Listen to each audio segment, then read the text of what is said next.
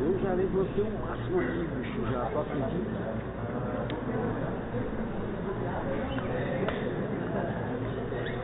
Aqui não era pra ter, não. Era. Não era pra ter. Eu também acho. Até tirar. Agora já era, né?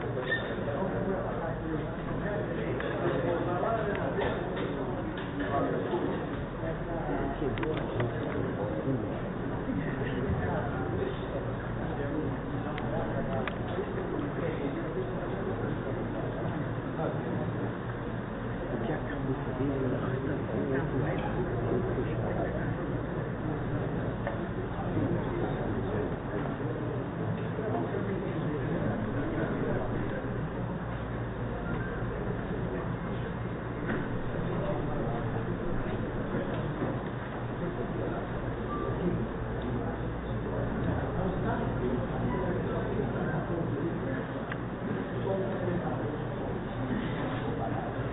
Boa tarde, senhoras e senhores.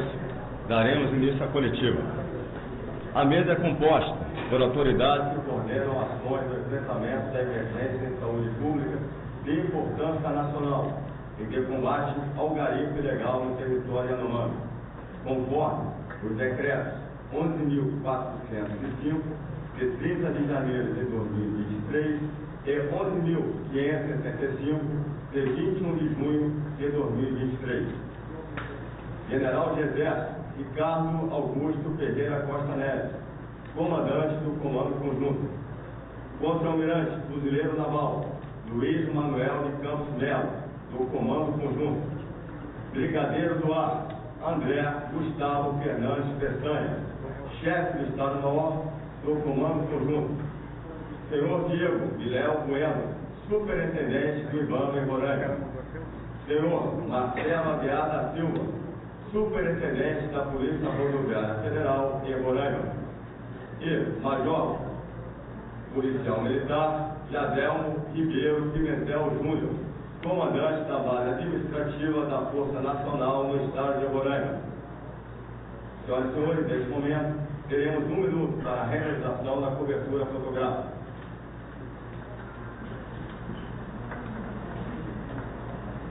Caso queiram encerrar mais à frente,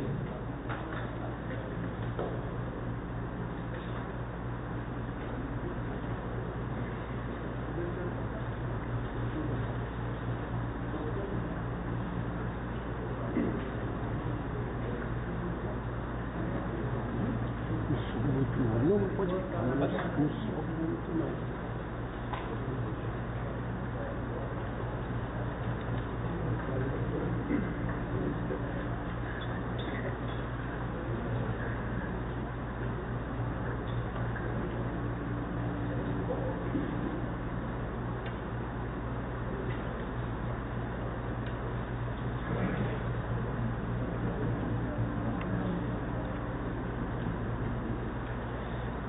encerrada a cobertura fotográfica, o General de Exército Costa Neves, comandante conjunto, realizará algumas considerações iniciais. Boa tarde a todos. É um prazer tê-los todos aqui conosco nessa cidade, onde nós teremos a oportunidade de mostrar o esforço que o Estado brasileiro vem fazendo para resolver, solucionar os problemas aqui na terra indígena de Yanomami. e, principalmente, como nós fazemos isso de uma forma coordenada, de uma forma integrada com as agências, com os órgãos federais, e isso tudo nos garante uma sinergia de esforços, uma integração de esforços que é fundamental para que nós tenhamos sucesso nas nossas atividades. Então, agradeço a presença de todos. É lógico que nem todos quiserem estar aqui presentes conosco, mas o nosso dia a dia é de coordenação, é de sinergia, é de sincronização de esforços para que nós possamos fazer as entregas que os Yanomamis precisam e merecem. Então, é um prazer estar com todos os senhores e senhoras. Continuando, o Brigadeiro Eduardo Peçanha, chefe do Estado-Maior Conjunto, fará uma breve exposição de dados consolidados da ajuda humanitária.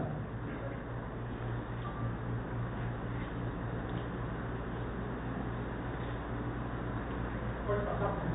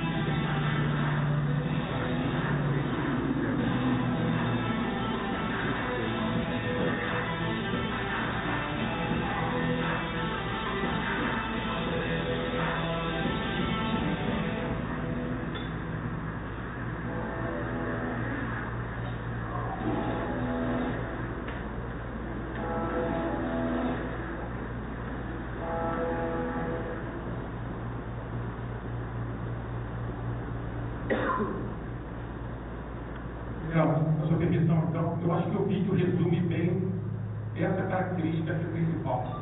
As operações são interagentes e que a gente busca sempre uma colaboração, uma decisão colaborativa entre os órgãos de segurança pública, as agências e as forças armadas.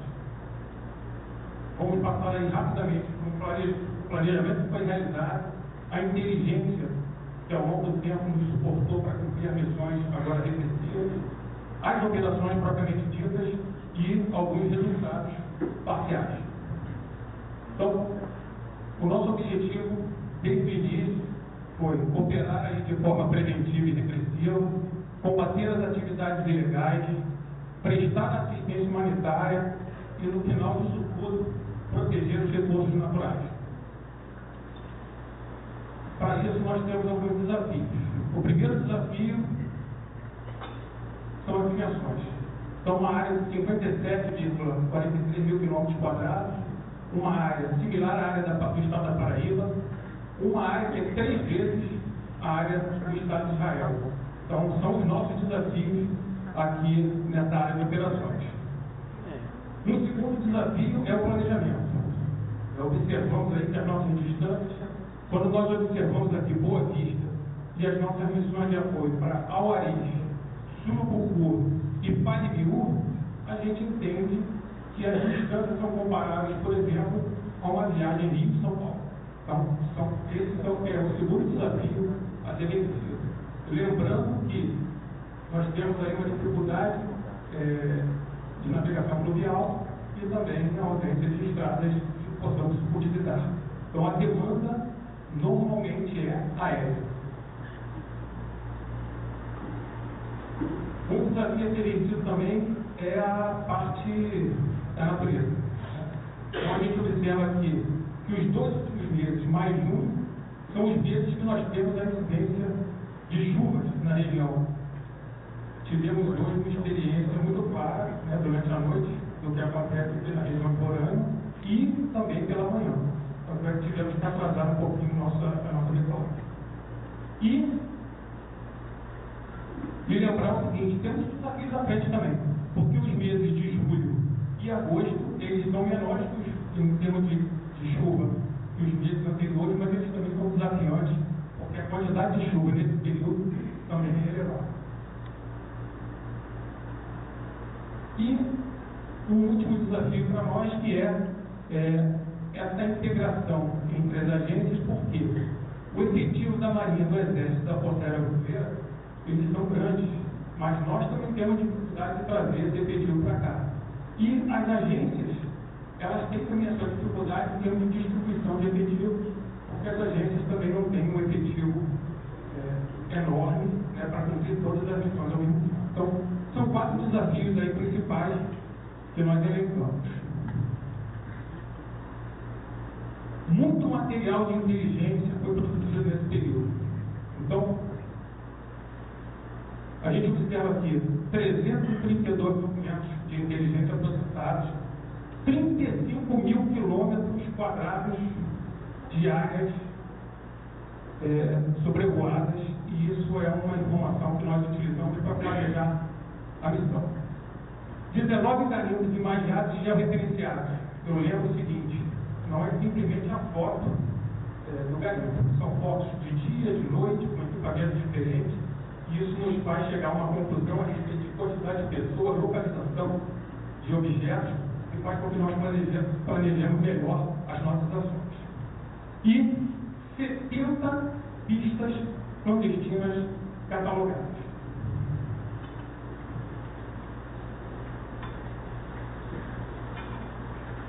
Isso para nós também é um diferencial, essa capacidade que nós temos em conjunto de imaginamento. Então aqui a gente observa um reconhecimento de área à noite, pela quantidade de calor ali de um fogão, de um freezer, de uma geladeira, nós conseguimos estimar a quantidade de pessoas aqui.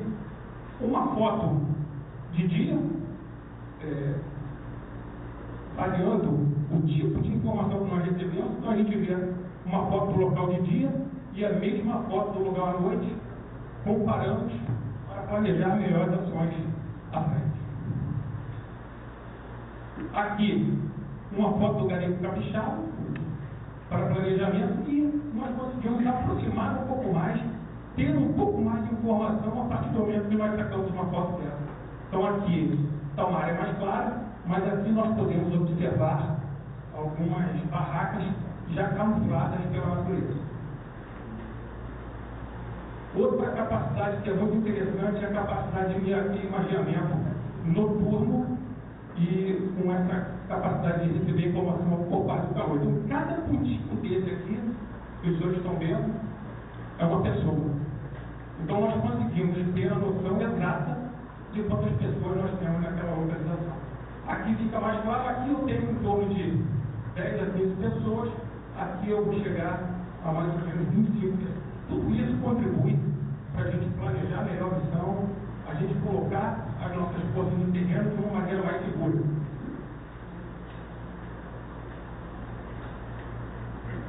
Da mesma maneira que o garimpo do Rangel, nós observamos aqui uma foto tirada à noite, com os pontos, esses pontos laranja, todos eles são pontos de calor. E aqui, a gente aprofundando um pouco mais o conhecimento, a gente, além de ver esses objetivos que estão claros, nós conseguimos também ver alguns que se busca camuflar com a floresta. E, mais um, por favor. E esse é característico porque eu tenho certeza que todos os senhores têm dificuldade de identificar aí aonde está a balsa. Mas se os senhores olharem bem direitinho aqui, vocês vão ver uma balsa aqui. Então, essa é a dificuldade, mas esses são os meios que nós temos para chegar, depois de um trabalho muito grande, a identificar um ponto, uma balsa que foi encontrada aí no meio da floresta camuflada. Vários meios foram empregados, né? Então a gente tem aqui vários meios: Força Aérea, Exército Brasileiro, Marinha do Brasil, foram empregados helicópteros do IBAMA, helicópteros da Polícia Rodoviária Federal, helicópteros da Polícia Federal. Então, general, é aquela argumentação de sempre que juntos nós somos mais fortes. Então, o melhor de cada um, juntos, nós somos realmente mais fortes e conseguimos contribuir para o resultado final da missão. Aqui, nós temos a participação do navio Raposo Tavares, que está, eu vou mostrar mais na frente, mas ele está navegando ali, fazendo patrulha na área do Rio Casimã. Este navio, ele tem aqui como interno dele um helicóptero e lanchas para fazer aquela busca mais específica em alvos que são encontrados durante as patrulhas. E aqui a parte da Força Terrestre Componente, vou mostrar mais à frente também, mas nós fazemos aí aqui um composto saindo para executar um bloqueio na BR-174 e também patrulhas fluviais na área do Rio Grande. E aqui um desafio a mais para nós que foi utilizar os helicópteros para fazer transporte de carga externa. E tem toda uma dificuldade, mas pouco a pouco nós estamos vencendo essa dificuldade. Tivemos muitas operações de resolvimento, completamos agora na semana passada 1000 CDS lançados, isso foi um desafio, já é talvez aí a maior operação nossa de lançamento, pelo menos da América do Sul. Aqui a parte de distribuição humanitária, sempre com orientação da FUNAI, né? Nós não entregamos esse conjunto de cesta básica para qualquer um, a FUNAI nos orienta a quem entregar, quando entregar. Então a gente vê aqui, os helicópteros têm sido realmente fundamentais para nós, porque a gente consegue chegar com um avião de área fixa na área de Surucucu e Alvaris, mas a partir dessas duas posições, o helicóptero é fundamental para a gente chegar às comunidades indígenas. Tivemos também, ao longo do tempo, nós vamos ver o número mais à frente, mas o IBAM, que é a evacuação aeromédica, então tivemos aí em torno de quase 100 evacuações aeromédicas, isso é importante, e a operação de hospitais de campanha, e o próprio navio, o Raposo Tavares, agora há pouco tempo, nós tínhamos aí em torno de 70 pessoas descendo o rio para uma reunião, se não me engano, em Caracaraí. Elas abordaram o navio e foram atendidas, alguns cuidados básicos ali foram realizados. Essas são as fotos que nós tivemos aí. Recebemos esse grupo de indígenas a bordo do navio e fizemos essa parte de atendimento básico.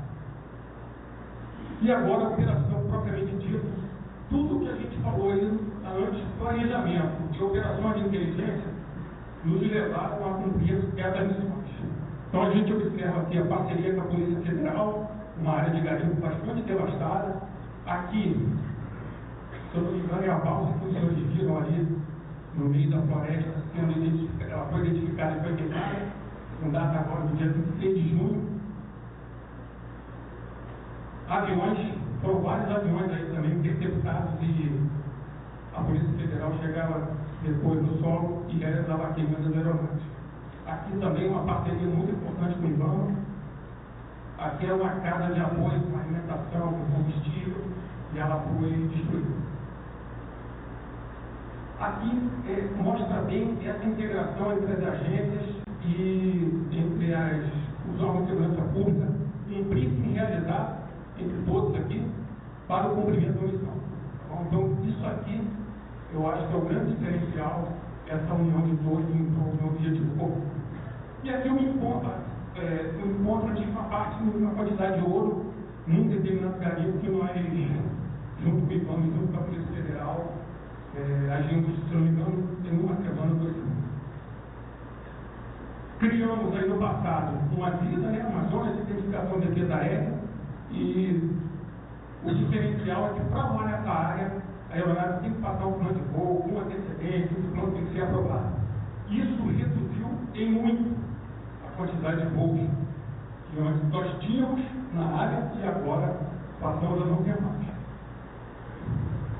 Dividimos também a atuação da Força Naval Componente, e da Força Terrestre Componente. Então, a Força Naval Componente está ao sul da área. Essas posições não são posições reais, mas nós temos pessoas no terreno, mas nós não podíamos colocar exatamente onde as tropas estão no terreno. Mas, de maneira geral, o navio ele faz uma patrulha aqui no Rio Catrimônio, em condições lanches, e ainda executam missões específicas na área que é de sua responsabilidade. E aqui ao norte, a área de responsabilidade da Força Terrestre Componente. Da mesma maneira, de maneira geral, estamos realizando aqui patrulhas nesse rio mais ao norte, que é o Araraquara, e também aqui patrulhas fluviais no rio Mucajaí. Além disso, estamos em coordenação com a Polícia Rodoviária Federal, fazendo aqui bloqueios na área da BR-174. Então, mais uma vez eu reforço que é um trabalho conjunto de todas as agências e órgãos de segurança. E aqui eu acho que é uma questão que é muito importante para todos nós.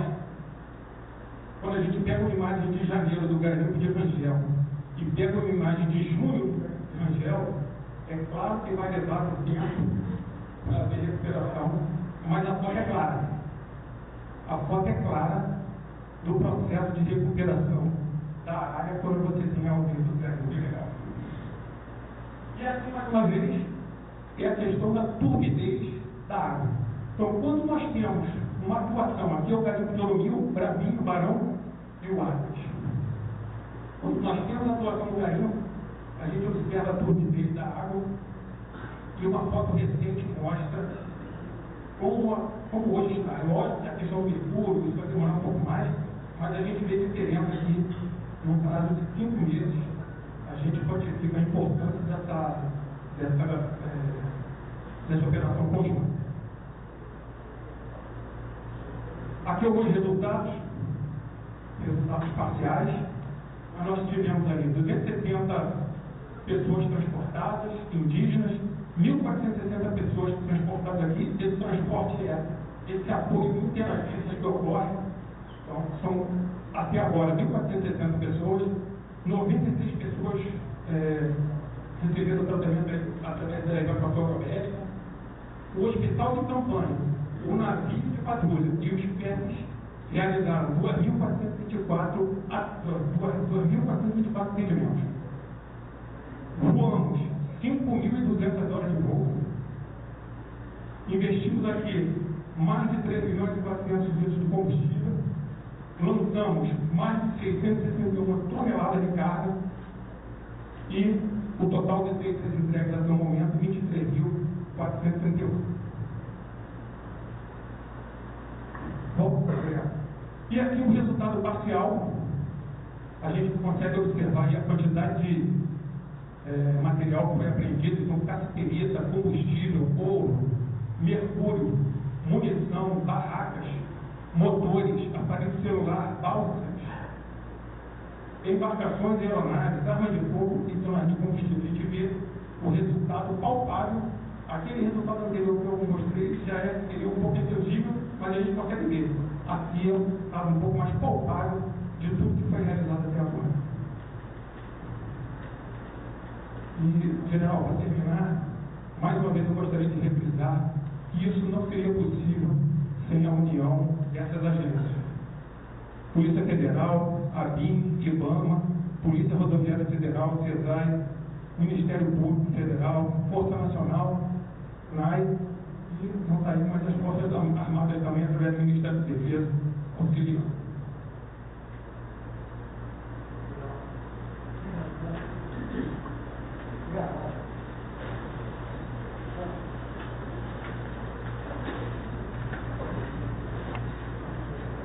Daremos início às perguntas. Vou deixar o general Pimentel, que vai mostrar a disposição das tropas e das agências do governo, como nós estamos posicionados para, por essa integração de esforços, nós obtermos os resultados que nós procuramos precisar.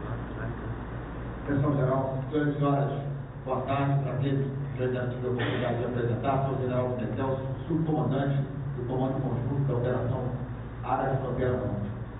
Então, primeiro eu queria, uma vez mais, embora já tenha sido bastante comentado, destacar a participação de todas as agências que vêm trabalhando conosco nesse esforço.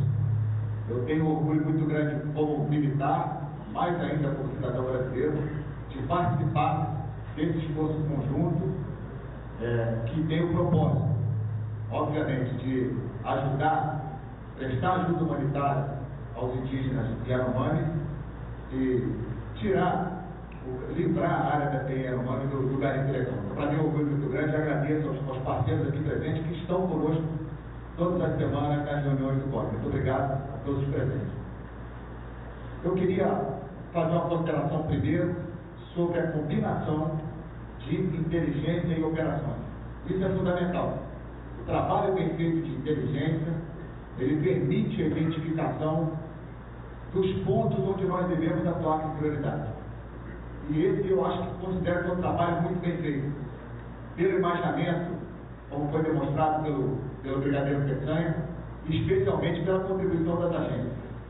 Todos os esforços realizados pelo Comando Conjunto em parceria com as agências, eles foram definidos e priorizados na reunião semanal do Fórum. Então, tudo que a gente executava era baseado no esforço de inteligência e naquilo que era priorizado por cada um de nós que estava presente na reunião. Então, esse é um ponto a ser destacado. Como o brigadeiro Peçanha apresentou, os senhores e senhoras viram a Força Naval Componente, onde ela atuou. Força Naval Componente, vamos entender, com a Marinha do Brasil, comandada aqui pelo nosso almirante Campos Melo. Ela atuou basicamente subindo o Rio Branco, na foz do Catrimânio, buscando naquele ponto ali estrangular a movimentação do garimpo ilegal, a logística do garimpo ilegal.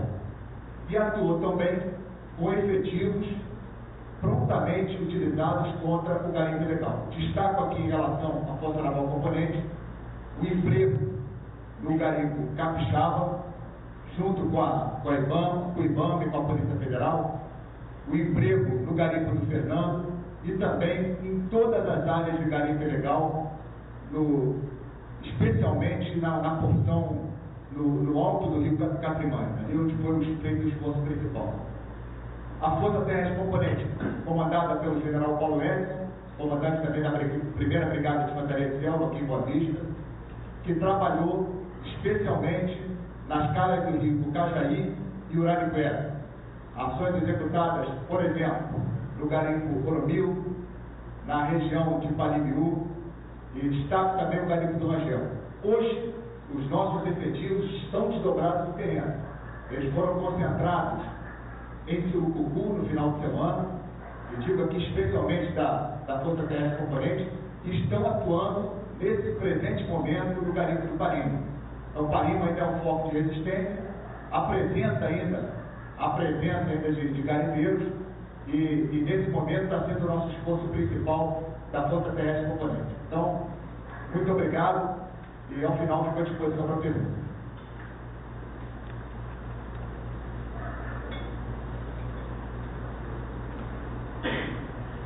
Daremos início às perguntas. Primeira pergunta, senhor João Gabriel Amaral da Gama Pinto, da Folha de São Paulo.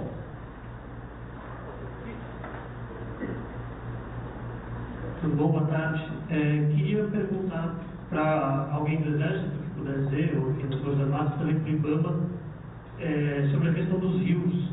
O que o Exército tem a colocar de inteligência de imagem, o que vocês têm visto de melhoras nos rios, que outros indícios além da cor, se você já tem, enfim, sentido melhor, conversando com os indígenas, tem melhor na alimentação deles, o que vocês têm tido de retorno e quais objetivos vocês têm com relação à recuperação do meio ambiente, e para o IBAMA é a mesma coisa no sentido um pouco mais ambiental, o que você já tem de dado ou de estudo preliminar que seja, ou de indícios sobre recuperação do meio ambiente após o início das operações. Obrigado.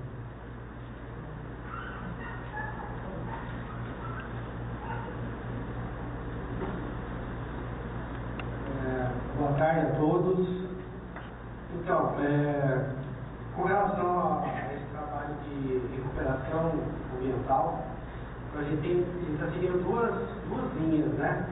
A gente vai fazer um diagnóstico de contaminação, de poluição por mercúrio. A gente já tem um planejamento que a gente vai executar aqui a partir do segundo semestre. E a gente quer fazer esse diagnóstico para ver qual é o nível de contaminação por mercúrio metálico nos corpos hídricos, né, nos rios que atravessam a terra indígena Yanomami. E aí também temos um trabalho, também já em início, relacionado à questão da recuperação ambiental. Então, assim, só que para a gente fazer esse trabalho, a gente está aguardando as condições meteorológicas, que o brigadeiro colocou aqui.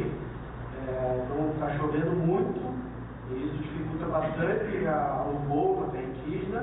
Então, por enquanto, nós estamos priorizando as ações ainda de combate mesmo, esse residual de garimpeiros que insiste em ficar lá na terra indígena.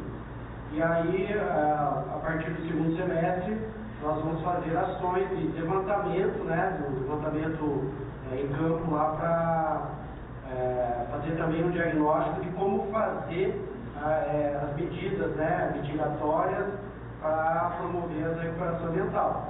É sabido que crateras, da forma como eles fizeram lá, crateras de 20, 30 metros de profundidade, às vezes com 2, 3 hectares de tamanho, na margem dos rios, isso é difícil de recuperação. Mas a natureza, se a gente deixá-la agir com o tempo, ela tende a se recuperar. Mas o IBAMA está estudando medidas, principalmente para evitar a contaminação com o mercúrio, né? Inclusive, esse diagnóstico vai permitir a gente afirmar, né, qual foi o nível de contaminação de água que foi causada pelo mercúrio metálico. Essa é a principal preocupação que envolve a questão de segurança, a segurança ambiental, a questão de saúde mesmo do ser humano, né, e dos animais, né, porque o mercúrio ele contamina a cadeia trófica, né, tudo que é vivo se contamina com o mercúrio, e ele é um metal que é bioacumulador, né. Então, nós temos esse foco no diagnóstico e aí depois tentar implementar medidas mitigatórias para impedir que essa contaminação continue ocorrendo. O mercúrio já foi derramado, né? Então já existe o mercúrio na área. Mesmo que o garimpo acabe, ainda pode ter movimentação de mercúrio ao longo do tempo. Eu só gostaria de complementar com a ideia de que, em relação à preservação, né, do meio ambiente, eu acredito que nessa fase de operação que nós estamos vivendo, que nós encadeamos em conjunto ações preventivas e repressivas para combater crimes transfronteiriços e crimes ambientais, isso já por si já é uma grande conquista para a preservação do meio ambiente. Como foi apresentado em termos de resultados, quando nós constatamos que dados inclusive da própria Polícia Federal e da FES como um todo, mais de 90% dos garimpeiros já saíram da terra indígena. A diminuição da atividade garimpeira nessa área, a diminuição dos próprios garimpeiros cometendo crimes ambientais. Isso é uma grande conquista para que nós tenhamos na terra indígena a volta à normalidade e a preservação do meio ambiente. Até mesmo, estava conversando aqui com o almirante Campos Melo, hoje uma patrulha dele abordou alguns remanescentes. E recorda para todo mundo qual foi o que você recebeu de informação. Uma das nossas patrulhas, subindo o Rio Capimani, se deparou com uma embarcação descendo com 8 pessoas, né, abordou, se identificaram com o garimpeiro realmente saiu da área e dizendo que o garimpo está sufocado em sua logística, totalmente por conta da presença do navio na foz, por conta dos demais bloqueios que estão sendo estabelecidos. E os garimpeiros estão realmente saindo porque não tem condições de trabalho. A sua infraestrutura está sendo alvo das ações, das Forças Armadas, junto com o IBAMA, Polícia Federal, e eles estão tendo que sair de dentro da área, ou seja, a desinclusão está sendo muito eficiente.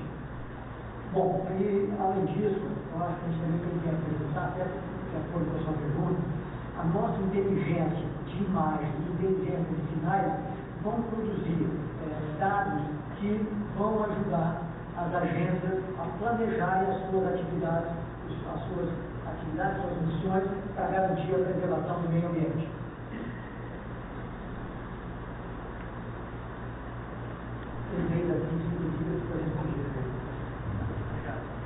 Segunda pergunta. Senhor Álvaro Danilo Evangelista, da TV Band. Boa tarde, senhores. A minha pergunta é referente à questão do abastecimento, na distribuição de insumos. As senhoras afirmam que entregaram mais, que a força, o conjunto de forças entregou mais de 23 mil cestas básicas desde o início da operação. Semana passada, a agência pública noticiou que as Forças Armadas teriam dito que precisariam de R$1,6 milhão a cada 2 meses para realizar a entrega de algumas cestas que estão estocadas. De acordo com a FUNAI, na última reunião com a Secretaria da Presidência, afirmaram que mais de 7 mil cestas estão no estoque aqui em Boa Vista. Minha pergunta é sobre essa quantidade de cestas que faltam ser entregues, é praticamente um terço que já foi entregue. O que falta para elas serem entregues? Se essa questão do dinheiro é verdadeira e ao que se refere esse R$1,6 milhão a cada 2 meses, e eu acho que o mais importante, né, o que fazer para resolver para que isso seja entregue às comunidades que precisam. Positivo. Bom, como nós já entregamos mais de 23 mil cestas básicas, mais de 600 toneladas de alimentos, e logicamente que isso tudo considerando as condições meteorológicas, a unicidade de manutenção das aeronaves, etc. Mas uma coisa que é importante a gente salientar, que todo esse esforço, tanto de ações preventivas e repressivas no combate aos crimes ambientais, quer seja nas ações humanitárias, elas são planejadas e coordenadas por todos nós. Então, para verificar quais são as nossas prioridades, quais são as missões mais relevantes, o que nós vamos fazer a cada atividade.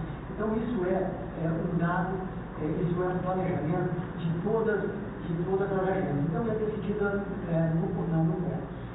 Olha, nós não temos tido reclamação dos próprios indígenas sobre a distribuição de cestas. Muito pelo contrário, quando nós conversamos com os indígenas lá em Surucupu, da UNIS, eles demonstram satisfação por todo esse alimento, todo o esforço que está sendo feito.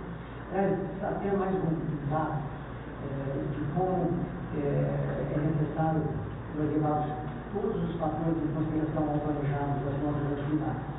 Esse esforço aéreo que a Força Aérea está fazendo nessa operação é o segundo maior esforço aéreo da história da Força Aérea.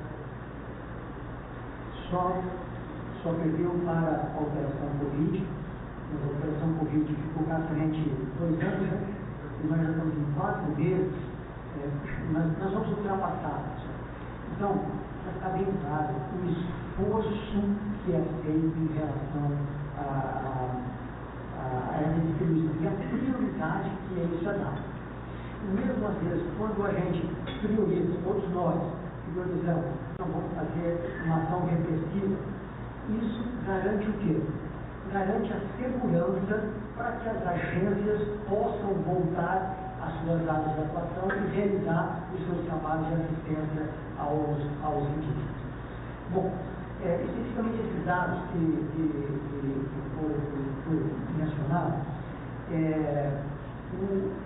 o Ministério da Defesa apresentou alguns dados de planejamento para as agências, os ministérios e agências, lá em Brasil.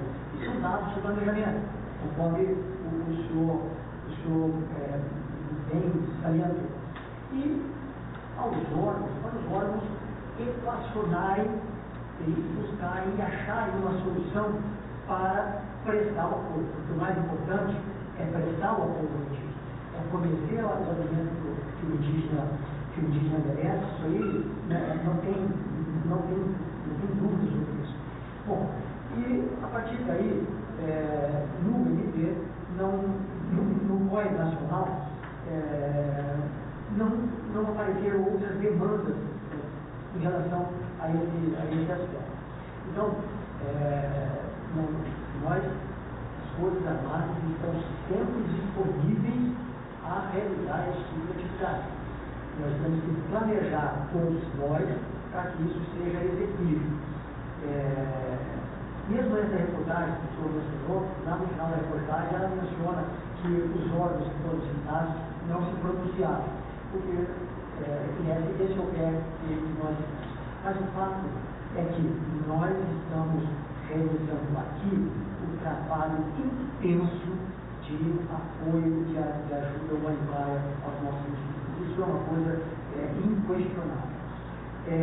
Então, essas tratativas de como apoiar e onde apoiar, essas tratativas são realizadas pela FUNAI e o Ministério da Defesa, lá em Brasília. E nós seguimos o planejamento da FUNAI. Cabe aos meios das Forças Armadas realizar a distribuição de acordo com o planejamento e as disponibilidades. Então, obviamente, que essa execução ela é feita em função dos recursos disponíveis, das aeronaves disponíveis e dessas prioridades. Então, pessoal, para resumir, o esforço para promover assistência humanitária para os indígenas é enorme.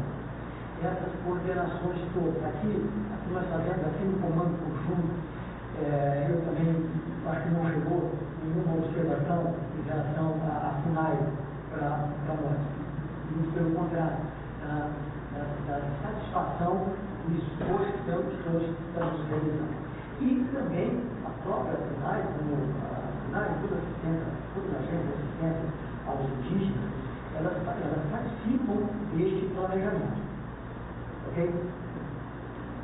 Acho que por aí, eu acho que a gente tem que ficar nessa ideia desse grande esforço aéreo que está sendo realizado, o segundo maior esforço aéreo na história da Força Aérea. As dificuldades logísticas, as distâncias hoje que foram apresentadas, então, obviamente, que apresentam dificuldades logísticas para serem atendidos em todos os locais. E essa coordenação entre o Ministério da Defesa e a FUNAI realizada em Brasília.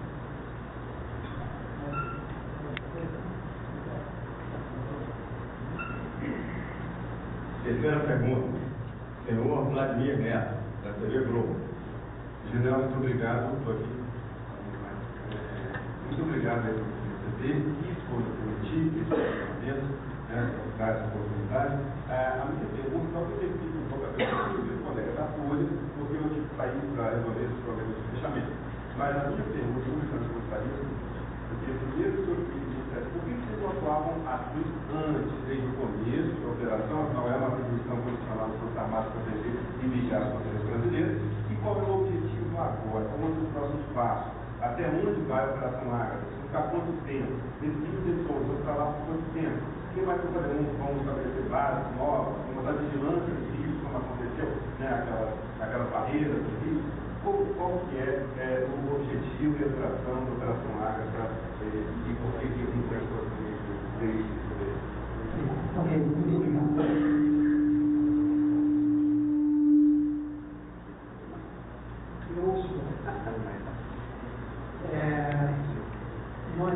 Nós começamos a realizar essas atividades a partir da publicação da portaria 11.405, que foi em 30 de janeiro de 2023. Naquele decreto, foi estipulado o papel de cada órgão envolvido nessa atividade. Então, houve as Forças Armadas naquela época prover o apoio logístico e de inteligência para que as agências, para que os ministérios pudessem realizar as suas tarefas. Então, isso foi um planejamento iniciar o serviço em decreto. Agora, em junho, esses mesmos órgãos que fazem o planejamento global dessa operação acharam por bem que nós, Forças Armadas, aportássemos um efetivo maior para ajudar a compor essa grande força para combater os crimes ambientais e os delitos transfronteiriços. Então, essa designação, essa missão para nós, as Forças Armadas, só foi colocada agora, nesse último decreto. Até então, nós fazíamos parte de todo esse esforço de levar assistência humanitária para os indígenas e combater os delitos ambientais. Mas era mais uma forma de transporte de equipes da Polícia Federal, para apoios para a Força Nacional, o apoio de inteligência também, e só agora que veio essa determinação. Nós entramos, as Forças Armadas, nós temos essa característica de nós termos um efetivo muito grande. Então, a nossa tarefa, a minha determinação para o nosso pessoal vamos inundar essa área com um efetivo para reforçar todo esse esforço das agências. Então, nós temos mais de 1.000 homens e mulheres para cumprir essa tarefa. E eu acredito, vendo os indicadores, vendo os resultados, que nós estamos fazendo, nosso esforço cinético está cumprindo muito bem essa tarefa. Basta ver, como a gente falou aqui, os resultados. 90%, mais de 90% da atividade garimpeira já terminada, já fora daqui. Os estrangulamento do apoio logístico a esses camaradas, a interdição do apoio do vetor aéreo deles, até a diminuição dos voos clandestinos deles, mais de 95%, né? Então, tudo isso mostra essa integração de esforços. Então, respondendo para o senhor, nós recebemos agora essa determinação de nos juntarmos a esse esforço. E, como bem colocou o general Pimentel, nós estamos orgulhosos de nos darmos as mãos para trazer a normalidade à terra indígena, para assistir os indígenas e humanos e deixar esta área livre de crimes ambientais. E o decreto ele dá o início da missão. Ele não terminou. Então nós vamos prosseguir com essa atividade. Até que o planejamento realizado lá em Brasília, pelo Ministério da Defesa, todos os ministérios e agências e órgãos federais avaliarem e analisarem se a missão já está cumprida. Então, nós continuaremos desdobrados no terreno, continuaremos essa parceria para resolver todos os problemas. E, sobre um ponto bem interessante, que e depois, né? E depois? Então, a nossa ideia é apresentarmos, fazermos também um trabalho coletivo e apresentarmos a todos os ministérios, todas as agências, medidas a serem adotadas para que nós consolidemos esses ganhos já realizados. Porque nós não podemos retroceder. Nós temos que, muito pelo contrário, temos que avançar. Se mais de 90% deles for embora, nós vamos buscar zerar essa atividade.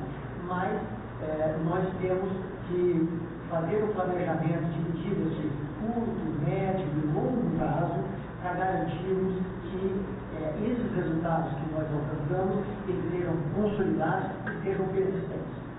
Porque o Yanomami continua lá, precisando desse apoio, nós precisamos manter a terra indígena livre de crimes ambientais.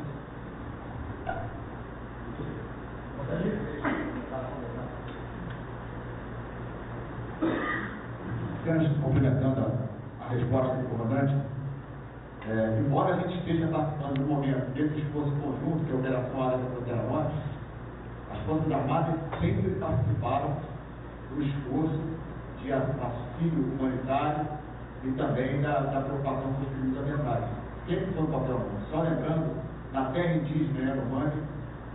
Nós temos a presença do comandante da brigada aqui, o general Paulo F. Nós temos 3 pelotões especiais de fronteira. O pelotão de Auarix, o pelotão de Surucucu e na região do estado do Amazonas, o pelotão de Maturatá, que prestam esse apoio diuturnamente. Há muitos anos, vem participando desse esforço, que é a preocupação, volto a dizer, não só dos militares, mas de toda a cidadão brasileira. Então, esses pelotões são extremamente integrados com as comunidades indígenas e prestam apoio diuturnamente ao longo de toda a sua existência. Muito obrigado.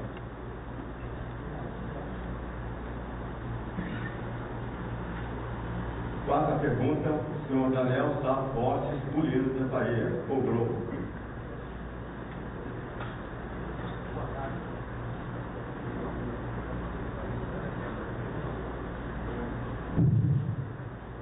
Boa tarde.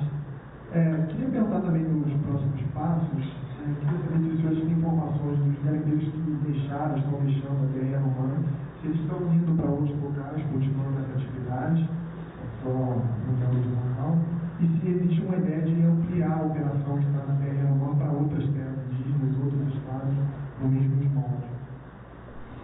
Positivo. Então, como eu disse, nós vamos nos ater a cumprir o que está previsto no decreto, esse último é o decreto 11.575, que estabelece essa área. Vamos garantir resultados altamente positivos, esses indicadores muito favoráveis à preservação do meio ambiente e o apoio ao Yanomami. Obviamente que, de acordo com o planejamento dos ministérios lá em Brasília, se for necessário outras atividades, nós teremos outras determinações e nós vamos nos empenhar, como sempre nos empenhamos, para garantir este apoio, este combate aos crimes ambientais.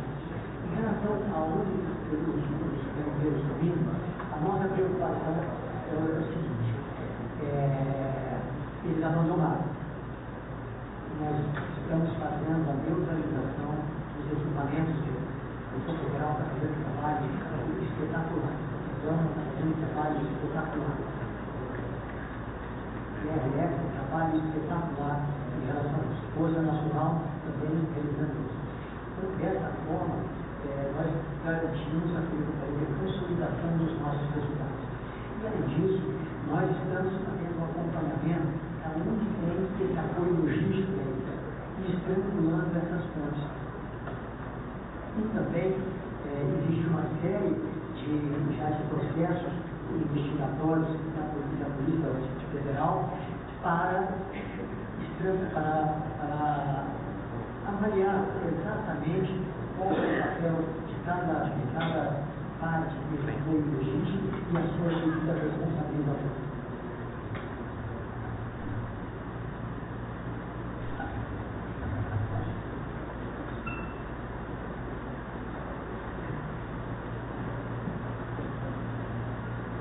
Quinta pergunta, senhor Leonardo Augusto Martins da Costa, UOL.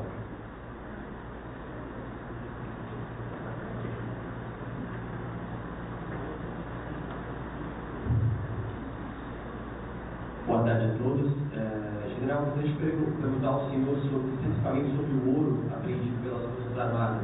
O senhor tem um levantamento de qual a quantidade total até agora de ouro apreendido, qual o valor específico desse ouro apreendido, e também quando vocês apreendem esse ouro, para onde é destinado depois essas gramas que vocês apreendem dessas ações no território da Obrigado.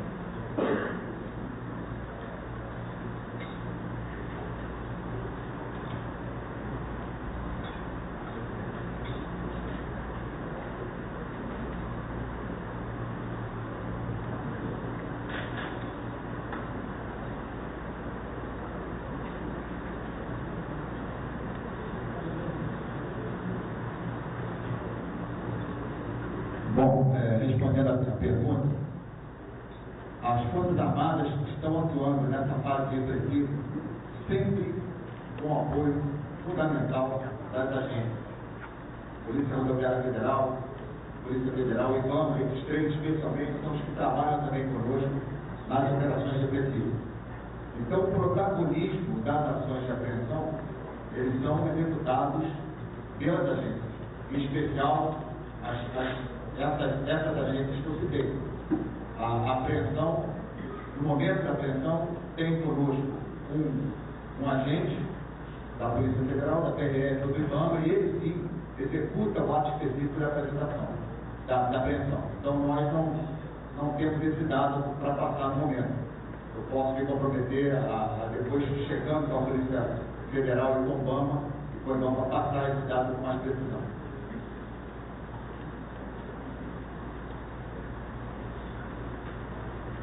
Sexta pergunta, senhor Guilherme, SPP. Boa noite a todos.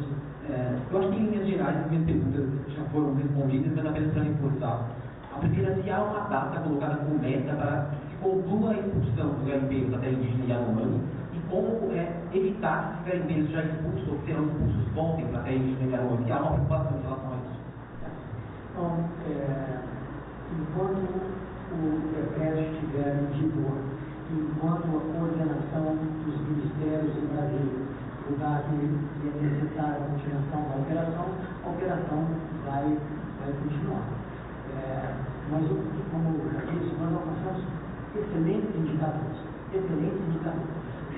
Agora, eu concordo que este é um ponto fundamental. O que nós precisamos fazer para garantir a consolidação dessas conquistas.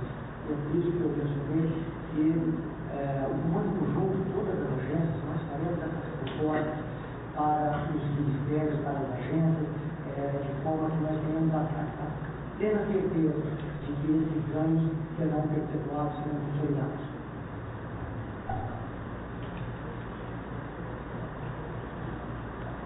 Senhor Edilon Albino, TV Imperial. Boa tarde, Edilon Albino, TV Imperial. O que foi falado com relação ao efetivo, né, dos militares, o período que ficam, foi identificado essa dificuldade ainda com o garimpo do Primo, né, essa resistência ainda de alguns garimpeiros. Como foi explicado agora que ainda não há prazo para que possa terminar, se esse efetivo que hoje está aqui com relação a esse impedimento ainda desse garimpeiro aí vai ser aumentado e de que forma isso vocês entendem com a migração de outros garimpeiros também? Ok. Nós acreditamos, pelo nosso estudo e análise da situação, que este efetivo é suficiente para nós consolidarmos essas conquistas. Obviamente que trabalhando junto com todas as agências e com todos os órgãos federais. Eu tenho a convicção que somente essa integração de esforços é capaz de produzir o resultado que nós precisamos. Como grande parte, porque mais de 90% dos garimpeiros já saíram da terra indígena, isso volta a repetir, isso é um fato da própria Polícia Federal. Aliás, no mês de junho, nós praticamente zeramos aquele alerta garimpo. Então, esses que são residuais e a nossa atividade de inteligência tem sido capaz de determinar a localização e o que estão realizando. Assim como foi mencionado pelas nossas atividades, neste exato momento, nós temos um efetivo nosso atuando lá no alto Garimpé, na região lá do Paulinhos, ou do Carimba, onde existe esse esforço. E com um efetivo que é compatível para que nós combatamos os crimes ambientais que camaradas estão realizando lá.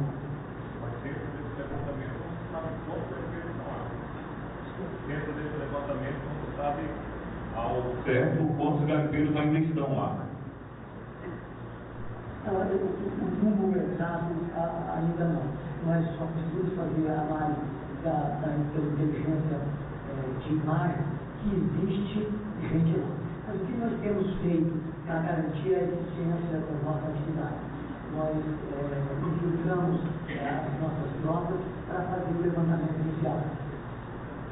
Aí nós temos a localização, nós temos o efetivo e a partir daí nós fazemos a atuação cinética. É exatamente isso que aconteceu agora lá no Auri de Maríma.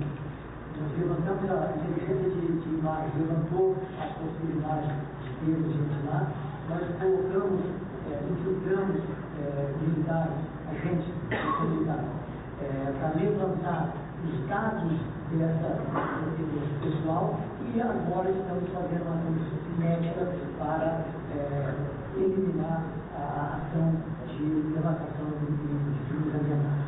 Obrigado. Última pergunta, senhor Ailton Alves, Rede Amazônia. Boa tarde a todos. Eu queria fazer, eu sou o último, fazer duas perguntas que eu sei que a resposta é rápida. Eu solicito principalmente uma pergunta devido ao horário. Então, eu queria retomar um ponto que o colega da Câmara trouxe, que é sobre as cestas básicas. Ainda hoje, um pouco da tarde, a gente recebeu uma nota da FUNAI, onde ele disseram exatamente assim, que as entregas de alimentos têm decrescido devido à falta de apoio aéreo por parte do Ministério da Defesa e a ausência de logística para armazenar as cestas doadas pelas nossas estruturas. Vocês realmente não tinham conhecimento dessa demanda?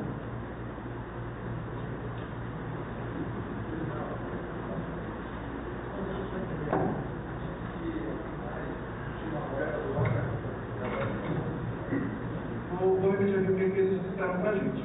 Eles disseram que as entregas de alimentos têm decrescido devido à falta de apoio aéreo por parte do Ministério da Defesa e à ausência logística para armazenar as cestas lá no relatório do público.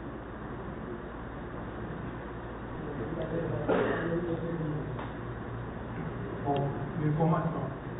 Nunca faltou cesta básica em Surucucu para ser distribuída. Isso é um ponto, né? E a estrutura, como foi falado no início, a partir do momento que você faz a repressão, você divide um pouco os meios entre repressão e a parte humanitária.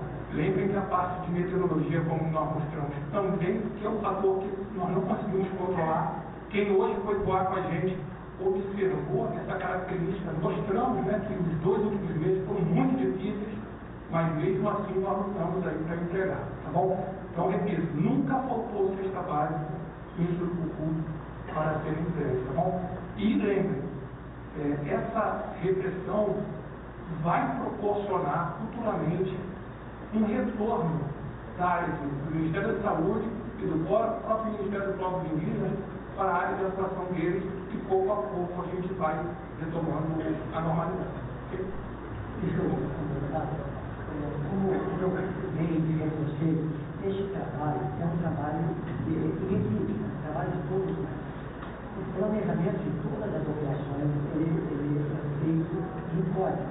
E aí estão todas as agências, todos nós planejamos as operações e priorizamos as operações. Então, todos nós que estamos envolvidos nessa atividade, estamos muito cientes de que nós estamos colocando nosso esforço no máximo para que a população seja protegida. Como eu repeti, a imagem que eu esse esforço vai resultar de nós coisa excepcional. Excepcional. Apesar de todas as dificuldades, a reclamação, nós não tivemos reclamação, inclusive, mais do Cunhauí, os povos indígenas nos reportaram, estarem satisfeitos com o apoio que nós estamos prestando e agradecidos pelos esforços que foram realizados. Isso, o general Calvete, os próprios indígenas lá. Então, nos reforço aqui o que foi dito, nós estamos empenhados, não é nem 100%, nós estamos 200% empenhados, nós estamos de corpo e alma nessa missão de proporcionar assistência humanitária necessária aos germanos. E nós temos a certeza também que essa união de esforços entre todos nós vai estar sendo muito eficaz. Está levando a assistência humanitária que eles precisam e estão garantindo a área livre de crimes ambientais. Senhoras e senhores, damos por encerrado. encerrada a entrevista. Agradecemos a presença de todos. Senhoras e senhores, dando por encerrada a entrevista, agradecemos a presença de todos e convidamos as autoridades a se retirarem.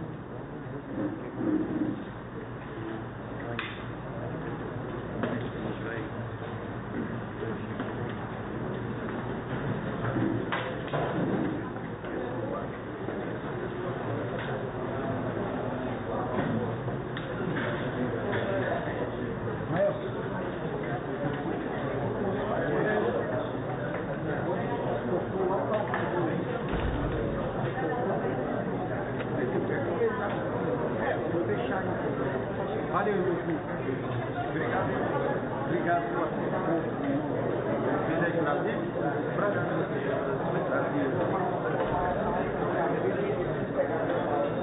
Ele fez uma mochila, mas daí essa aqui é o